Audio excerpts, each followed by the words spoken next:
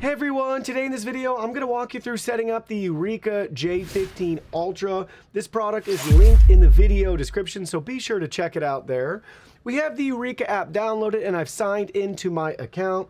From this screen we can view all of our devices. So yes, we have a couple of Eureka devices set up here, but we need to add our new device by selecting the plus icon in the top right hand corner.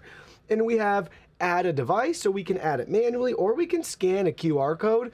This is equipped with a QR code, so let's go ahead and do that now. Looking at the top of the unit, we have a cover that removes, and then we have our code right there. So we're going to scan that with the app. And now we're taken to our setup instructions. Press and hold the on-off button for 3 seconds, and the sound should beep indicating that the system is on. Our vacuum's already on, so we can select next. Now I need to open up the cover, which we've done. Select next, and press and hold the Wi-Fi pairing button for 3 seconds and release when we hear a beep. There's the beep. Check.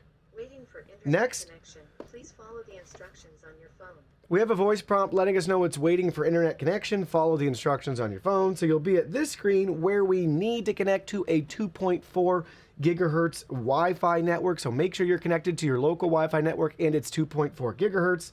Enter your password, then select next.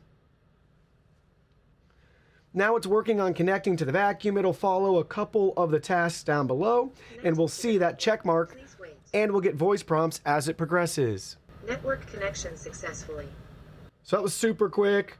We can rename it. I'm just going to leave it J15 Ultra, hit confirm.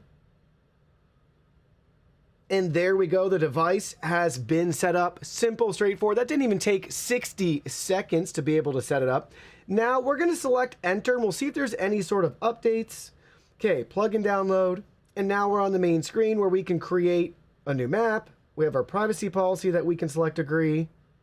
If there's any firmware updates, I definitely recommend doing that at this point too.